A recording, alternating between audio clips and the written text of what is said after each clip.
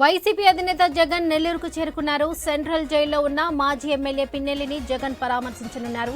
EVM ధ్వంసం సహా 4 కేసుల్లో పిన్నెల్లి నిందితుడిగా ఉన్నారు. అయితే 2 కేసుల్లో బెయిల్ దొరక్కపోవడంతో పిన్నెల్లిని ఇటీవలే నెల్లూరు జైలుకు తరలించారు పోలీసులు.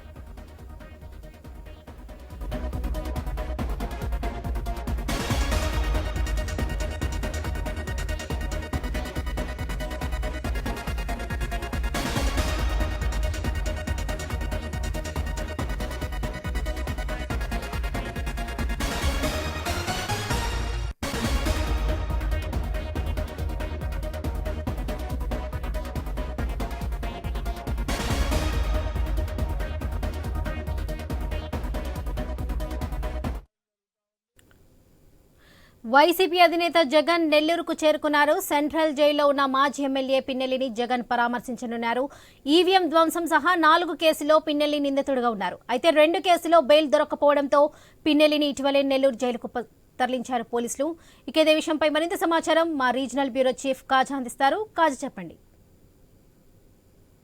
మాజీ ముఖ్యమంత్రి జగన్మోహన్ రెడ్డి కొద్దిసేపటి క్రితమే నెల్లూరు సెంట్రల్ జైలుకి వచ్చారు. ప్రస్తుతం ఆయన అధికారులు ఆయనతో పాటు వచ్చినటువంటి మాజీ మంత్రి పెద్దిరెడ్డి రామచంద్రారెడ్డి, అదేవిధంగా మాజీ మంత్రి అనిల్ కుమార్ యాదవ్ వీరందరూ కూడా అక్కడ చేరుకున్నారు. వీరందరూ కూడా ప్రస్తుతం జైలు అధికారులు లోపల పంపించేందుకు కూడా తనిఖీలు చేస్తున్నారు.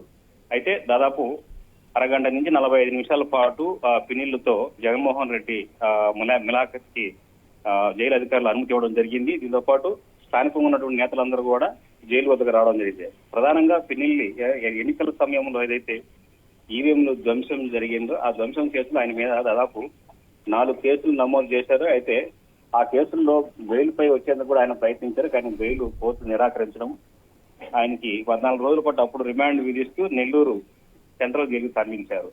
ఈ నేపథ్యంలో పిన్నెల్లిని పరామర్శించేందుకు ఇప్పటికే వైసీపీ నేతలు చాలా మంది వచ్చారు. అయితే చివరిగా జగన్మోహన్ రెడ్డి అక్కడికి వచ్చి అసలు పిన్నెల్లిని పరామర్శించిన తర్వాత ఆయన మళ్ళీ తిరిగి తాడేపల్లికి చేరుకోనున్నారు.